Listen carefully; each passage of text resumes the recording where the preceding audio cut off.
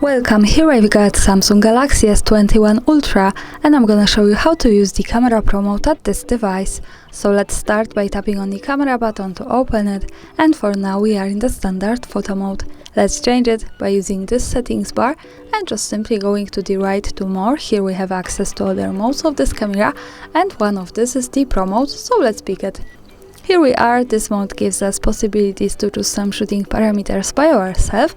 This is useful when we want to learn photographic skills or making experiments with photography. So let me start with this settings bar. Let's go from the right. The first one button here with standard gives us access to a few other buttons we can manage about our picture. From the left now we have the contrast, so by using this slider we can make our picture more contrasted. When we go to the right on it, when we go to the left, we can give it less contrast. At the center we have 0, so there's no problem to go back to auto contrast. The next one button here gives us access to control the highlight, so the parts of our picture that are in light, and we can make it more highlighted by going to the right. As you can see, by going to the left we can make it less highlighted, so the parts of the photo that are in light are going to the dark. At the center also we have the 0 parameters, so now we are again on the auto settings. This button at the center allows us to control the shadows of our picture. Also by using this slider and going to the right we can get to our picture more shadows, and by going to the left we can get it less shadows. At the center we have 0 parameters, so let's stay on this now and let's move to the next one button with saturation. Here we can manage the intensity of the colors at the photo, so we can make it more intense, as you can see, more saturate, and by going to the left we can make it more black and white. At the center of course we have 0 parameters, so we are again now on the standard colors. And let's move to the last one button here with the tint. This is kind of balance between the pink and the green light, so by going to the right we can make our picture more pink, by going to the left we can make it more green, and at the center we have also 0 parameters. Altogether these buttons allow us to create some kind of filter we can add to our picture, and this is really cool because usually these settings are used by photographers after taking the picture in graphic programs, so I think this gives us a lot of possibilities. Now let's tap at the center and move to this settings bar and to this button with white balance. Here we can adjust the temperature of our picture in Kelvin degrees, so by going to the left we can make it more cold by using this slider, more blue. By going to the right we can make it more warm, more orange, and of course we can easily go back to auto white balance by tapping on this button from the right with manual. So one tap and we are again on the auto. Let's move to the next one button, the third from the right here.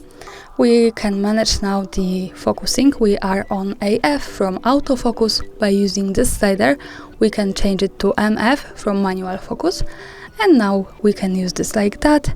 And also we have this green signs that suggest us where is the focusing, so this kind of focus peaking we can check if we do it correctly when we tap on the slider a little bit longer. And by tapping on the manual from the right again we go back to the autofocus. The next one button here allows us to adjust the exposure compensation, so we can manage the light of our photo. By going to the right we can make it more bright, and by going to the left we can make it more dark. At the center we have 0 parameters, so now we are again on the auto settings. And now let's move to this button, the second from the left now. Here we can adjust the shutter speed, so we can manage the time of taking picture. Let's go to the left to the end of the slider. Here we have 1/12,000 of second of taking the photo, so this is really short time, and this should be better definitely to objects that are, for example, in move, to frozen them at the picture.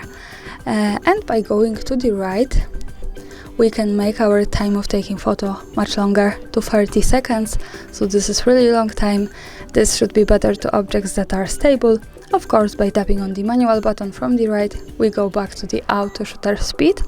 And let's move to the ISO now. The last one button here.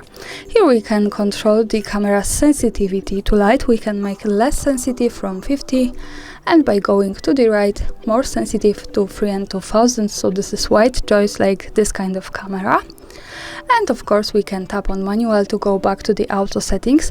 Now let me show you one thing also. When we adjust the shutter speed manually, the exposure compensation button is locked because the shutter speed together with ISO are kind of exposure compensation. So when we use these two buttons, we don't need to use this one, so it's locked.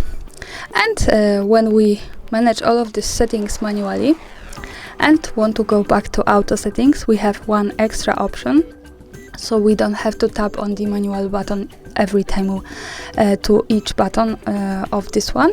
We can slide to the left a little bit, and here we have the reset button. So when we tap here, all of this goes back to the auto settings. So this is really easy. Now let's move to the right corner to this button. Here we can pick the meta ring. We are in center weighted meta ring. We can pick also the matrix and the spot.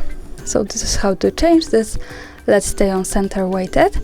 Now let me tap on the screen like that anywhere at the camera. As you can see, we have this kind of ring with AF and AE.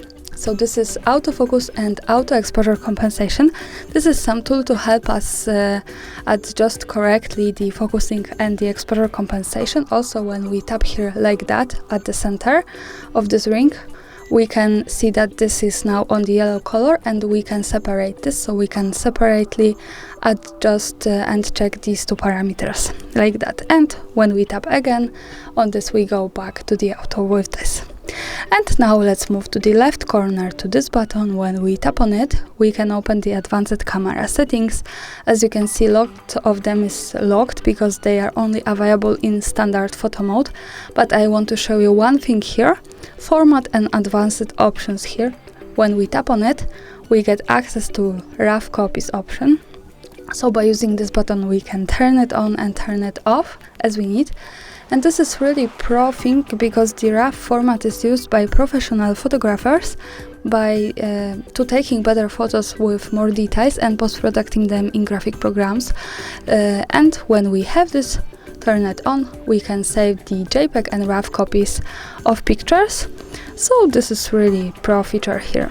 Now let me keep this turned off. Let's go back to the camera and let me use this settings bar to take a picture. So let's start with standard. Let me give more contrast to my photo, more highlights, maybe more shadows also, and make it more saturated.